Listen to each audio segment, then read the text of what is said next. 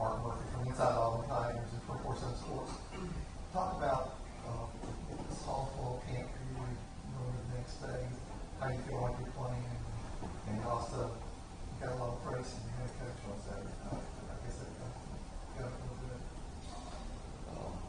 I think from this past fall I've made leaps and bounds from how I've performed in the past, and I'm very pleased with the work I've done so far and the improvement I've made since, for me, it's very noticeable that there's been definite growth and in the direction I wanted to go. So for myself, I'm very proud of myself so far that I've worked well and I've studied well to get where I'm at this point. In regards to my Coach Harsin being happy, it's kind of just a byproduct of me doing my job well, I guess. You know, that's kind of what we try to do. I try to do every day, is just do my job to the best of my ability, as best I can. So, you know, if I'm making plays, and obviously he's going to be happy if I'm making plays. So, the fact that I can make more plays, and you know, my teammates are pleased with what I'm doing, it's just all the more pleasant. His linebacker position, where you really need a scrimmage to show coaches what you can do, because it's such a physical position. Scrimmages definitely help. I know we were talking about, you know, depth charts be getting settled in after this first scrimmage, and then head to the second scrimmage, and it'll get a little more finalized as we get closer to the season. I definitely don't think it's all from scrimmages. I definitely think that, you know, your everyday, how you approach the work, definitely plays a part in, you know, how coaches feel, how you grow.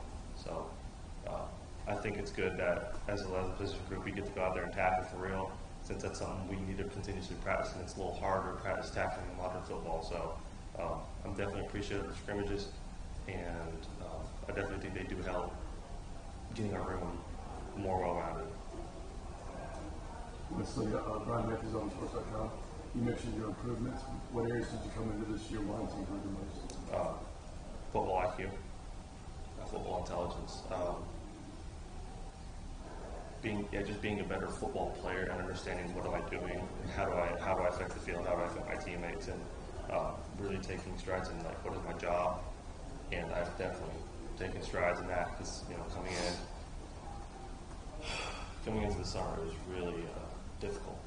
You know, my freshman year, it was really difficult to pick up the playbook as quickly as the team was moving, and definitely understood the value of spring ball and getting that under your belt, and just having that time to learn your scheme better.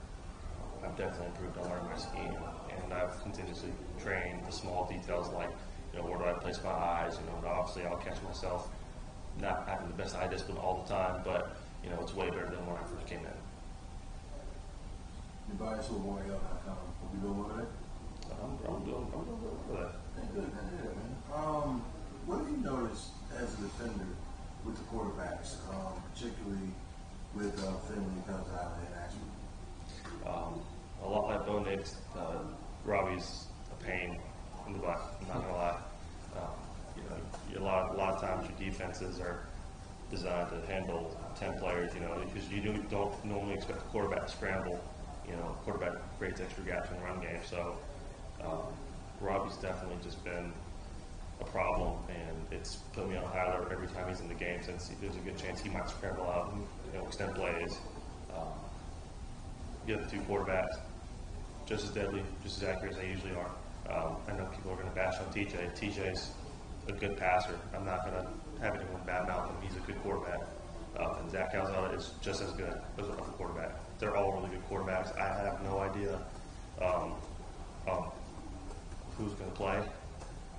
I just know that they all give me problems, but the one I hate the most is Robbie, because he runs the ball. How tough is that when you can't tackle the guy? You know, it's not so much like I don't want to tackle him. It's just like you want to be in a position to contain him, right? So it's not frustrating to see him scramble. Obviously, it's frustrating to see him scramble out. It's not frustrating like, dang, I can't tackle him. It's just like, okay, are we doing what we need to do so we can't get these extra leaky yards that we don't want him to have as a defense? How fast is he, man? Very. you know, and that was one thing with Bo Nix is like, you know, once he gets moving, it's hard to get an angle on because you don't expect him to be so fast, you know. And Robbie's, to me, they move just as quickly. I remember at one practice, I ran right by him and I felt the wind run past my ears after I rushed by him. So, you know, he's fast. Wesley, Nathan King, Auburn 24/7. We were talking to Cam last week, and he was saying how valuable those reps were for y'all in the spring. Obviously, you would have liked to have had Opie out there, but you guys getting so many first-team reps, just for you individually, how valuable was that experience with the first-team defense in the spring? I think it built a lot of trust with the first-team defense. It's me being out there, you know, and also kind of play back in the scrimmage where I may have had a couple plays I didn't like so much, but the first-team guys were just as encouraging as they would have been in the spring, and I definitely think that spring carried over, and this game is carrying over now, as in like the confidence they have in me to do my job well. I remember talking to Colby Wooden during the scrimmage when we were getting ready to go to goal line, and I didn't know if I was going to start the goal line off or not, so I was just like, well, hope I can go out there and start. He's like, well, I know I'm going to go out there, it's just a matter of when, but I was like, hey, Colby, you trust me on the goal line? He said, 100% trust me on the goal line. So I was like, well, dang, I wouldn't expect that. Hear that. It's like, well, why wouldn't you expect it? You're consistent, you do your job well. So it's like, well, dang, I never thought about it like that, you know. So, yeah, it's definitely, the reps definitely helped out confidence-wise for me, and just being around guys who, you know, they can trust me and look at me and say, hey, he's going to do his job. So my teammates have confidence in me, and that gives me confidence. Hey Wesley, back from the Montgomery advertisement, what you developed with Cam, he's a big dude, obviously. What have you sort of seen from him during this training camp that's standing out? That's the way that he's come along. He's still just as lengthy. He's still long. He is still strong. And just like myself, we're finding ways to use our bodies to the best of our abilities. And for Cam, he's learning more and more how to use his length. And I think that's definitely one of his most dangerous weapons he has is his body. Because he's made plays, I just kind of shut my head on like, that's crazy. Because like, you're the only guy who could have made that play in this room because of your body. You know, so me having him around me, just having him around as a brother of mine is just, he's getting stronger. He's put on a lot of weight. Healthy weight. Like he's put on a lot of muscle over the past 3 years here, and he continues to surprise me with what he can do. So, you know, for me, it's like every time like I play Madden out, I was like, hey, I forgot the guy for the 49ers, the Bills, 49. I think it's Tremaine Edmonds. I was like, every time it's like, I'll say, hey, there's Cam Riley right there, because Tremaine, he's just so long, he's powerful, he's lengthy. You know, he just causes a lot of problems for defenders. So I envision Cam as that type of caliber where he's that good of a guy, where once he masters himself, just like I'm still mastering myself, he's probably the most dangerous linebacker on the field. Do you think you two sort of could complement each other in a lot of ways, just in terms of different usages throughout that other linebacker spot? Most definitely. I definitely think that me and Cam can complement each other well. And again, you know, strengths I have and strengths he has. You know, we can feed off each other and play off each other very well if in the right situations. And again, that kind of also goes back to how well do we communicate with one another, and are we on the same wavelength? And with me and Cam are on the same wavelength, then there's no problem on both of our strengths being on showcase. Can you talk about the big play in scrimmage, set up the touchdown, and what you saw, and just sort of go through that? Yeah, that's not a problem.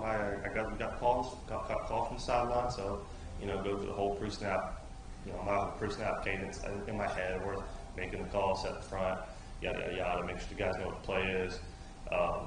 And we've been a big point of emphasis in the linebacker room for the week was making sure we work on our blitz timing. And I think I'm a good off-the-ball blitzer. I think I have good timing, and I think I can.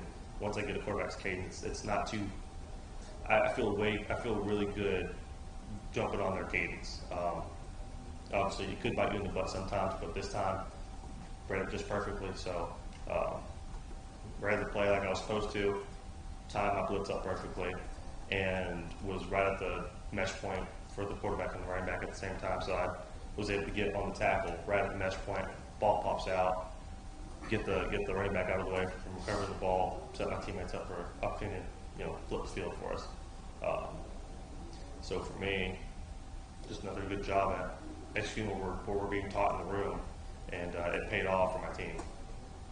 Wesley, you talked about when you came as a freshman, this kind of system overload, trying to learn everything. What advice have you given to a guy like Robert now that he's in that position in your room? I love Robert and Kyle both very much. More so Robert, since I know he's a lot more in my position than Powell was. Since Powell came in, he enrolled early.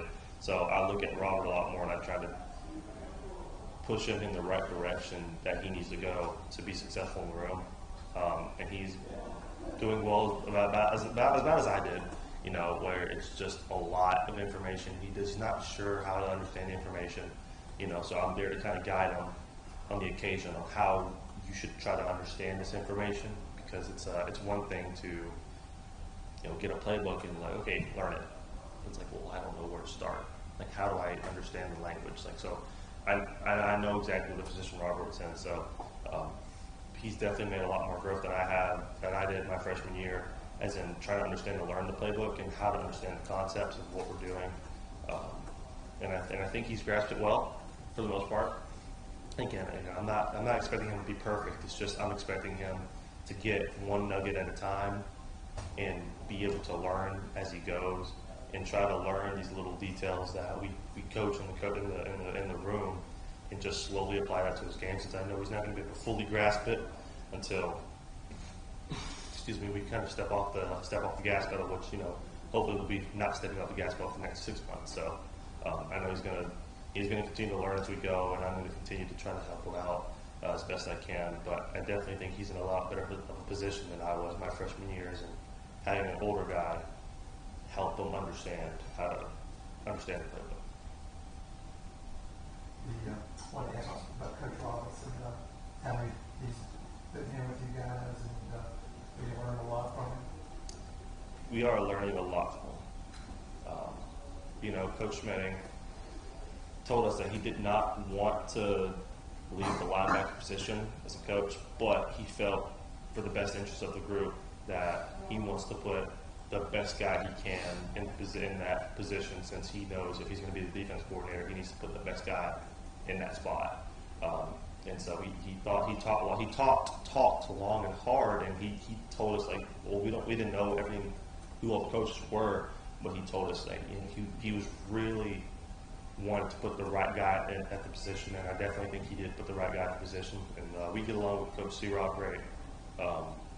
He's got great experience. He's played all over the SEC. Well, he's coached all over the SEC. He's played in the SEC, so he understands the magnitude of the little things that we have to do right.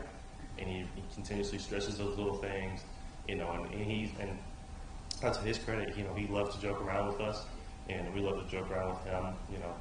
Just the other day, we had 6 linebackers, including myself, or 7 linebackers, including myself. We went whitewater rafting in Columbus yesterday. We were joking like something bad happened, but it was just so over the top. It's like we know he wouldn't buy it. So the fact that we can joke around like that and then flip the switch and go back and be serious about ball is really encouraging. And he's hard on us at practice because he wants the best for us, and he continues to stress us that to be elite, we got to do these little things, and he's going to work as hard. He's not going to kill us, but he just wants the best, and we continuously go back to fundamental things when a play didn't go the way we prefer it to go. And he'll continuously refresh the fundamentals, continuously praise us for good technique, good things that they've been coaching on, and there's never a bashing moment ever that I've had with him so far. There's not been a single bashing moment. It's just, this is where we can get better, right? Like, we can get better. Like, this is a good rep, but this is how we're going to make this rep even better.